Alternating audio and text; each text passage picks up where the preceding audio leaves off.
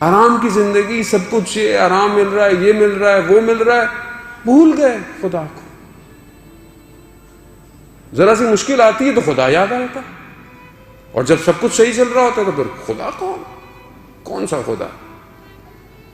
حضرت سلیمان نبی گزر رہے تھے کہیں سے تو دو چڑیا، ایک نر اور مادہ، گفتگو کر رہے تھے. رک گئے. مادہ جو میل چڑیا تھی وہ اس کو پرپوز کر رہا ہے رشتے کے لیے. یہ سن رہے ہیں کہ کیونکہ وہ حضرت سلیمان آواز جانوروں کی، پودوں کی، سب کی جانتے تھے. ابھی اس کو پرپوز کر رہا ہے کیسے کہ میں تمہارے لیے یہ کر دوں گا، جیسے ہم لوگ یہ کر دوں گا، وہ کر دوں گا. تو کیا کہتا ہے وہ؟ کہتا ہے میں اپنی اس چونچ سے، چڑیا، میں اپنی اس چونچ سے سلیمان نبی کے تخت کو اٹھاؤں گا اور پھینک دوں گا. حضرت سلیمان نبی اس کی بات ہی سن رہے ہیں، یہ باتیں کیا کر رہا ہے یہ. تھوڑی دیر میں سامنے آئے، کہا ان دونوں کو بلاؤ. حاضر ہو گئے. کہا یہ تم کیا باتیں کر رہے تھے؟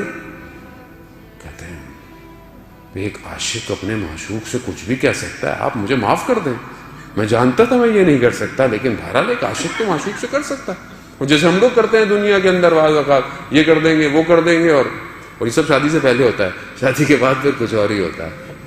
وہ بھی یہی کر رہا تھا. حضرت سلیمان نے کہا اس کو چھوڑو. اس چڑیا جو دوسری تھی اس سے پوچھا کہ تم کچھ بات کرو. اس نے جو بات کی، حضرت سلیمان 40 دن تک گریا کرتے رہے. عجیب درس ہے. اس نے کہا کہ میں جانتی ہوں یہ جھوٹ بول رہا ہے، اس کو کوئی مجھ سے محبت نہیں ہے، اور یہ بات پہلے بھی یہ کئی لوگوں کو کہہ چکا ہے، اور میرے بعد بھی کئی کو بولے گا. حضرت سلیمان نے کہا کہ کہیں خدا نہ خواستہ ایسا تو نہیں کہ ہم بھی اپنے پروردگار سے اسی طرح بات کرتے ہیں کہ پروردگار میں تجھ سے محبت کرتا ہوں، پروردگار میں تیری خاطر، اور اس کے بعد پھر کہیں اور جاؤں تو پھر کسی اور چیز سے محبت کرتا ہوں، پھر کسی اور کی طرف بڑھ جاتا ہوں.